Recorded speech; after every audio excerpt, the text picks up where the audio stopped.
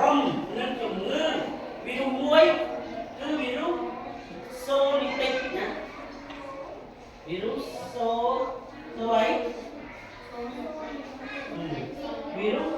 សូលីតិកវីរុសសូលីតិកគឺវីរុសគេហៅថាវីរុសបើយើងនិយាយភាសាសាមញ្ញយើងនិយាយភាសានៅកម្ពុជាយើងគេហៅថាជំងឺឆ្កែឈួតជំងឺឈួតណាដែលជំងឺឆ្កែឈួតនេះតោះអញ្ចឹងយើងត្រូវការពីយើងត្រូវការពីបើស្អីយើងទៅបើឆ្លងហើយបើប៉ះធ្វើវាឧទាហរណ៍បើយើងឆ្លងឲ្យជំងឺឆ្កែឈួតយើងត្រូវធ្វើតែម៉េចឬក៏នេះដែលមិនទើបឆ្លងតែយើងត្រូវមានបង្ការបែបម៉េចដែរតែយើងត្រូវបែបម៉េចឬក៏យើងឆ្លងហើយយើងប៉ះធ្វើឧទាហរណ៍ឆ្លងទៅយើងហើយខាងយើងហើយអីហើយវាបែបម៉េចដែរតែយើងគួរទៅណាថ្ងៃនេះលោកគ្រូនឹងបរៀនបងអូនអំពីណាវិធីការពារជំងឺឆ្កែឈួតហើយនិងវិធីការចោះសម្រងជាមួយនឹងសត្វអញ្ចឹងជំងឺឆ្កែឈួតនេះវាមានច្រើនឆ្លងតាមសត្វមិនមែនតែសត្វឆ្កែទេណាគឺប្រភេទធនិចសត្វគឺសត្វដែលចិញ្ចឹមដោយទឹកដោះប្រភេទធនិចសត្វសត្វជាពួនមកឥឡូវយើងមើលអីក៏ជំងឺឆ្កែឈួតជំងឺអីទៅជំងឺនេះមើលហើយនេះជំងឺឆ្កែឈួតគឺជាវីរុសកាចសាហាវឆ្លងទៅមនុស្សនិងសត្វដែលមានឈាមក្តៅដែលពួកឈាមក្តៅយើងដឹងហើយឆ្កែក៏ឈាមក្តៅគោក៏ឈាមក្តៅឆ្មាក៏ឈាមក្តៅណាគោក្របីក៏ឈាម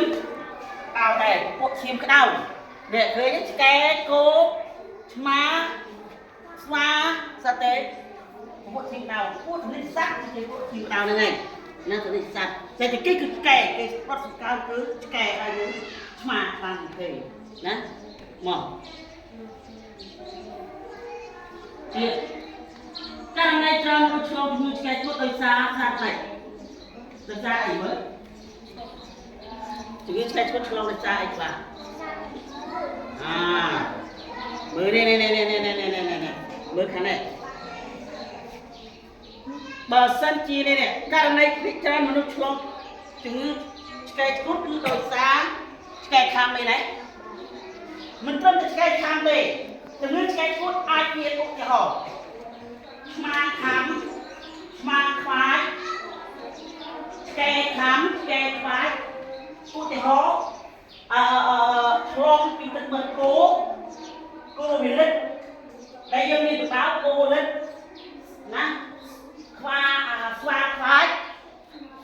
ណាឬក៏វាស្វាខាំណាក៏ឆ្លងដែរវាឆ្លងតាមអីនេះតើសត្វនិងមនុស្សកើតជំងឺឆ្កែឈួតដោយរបៀបណា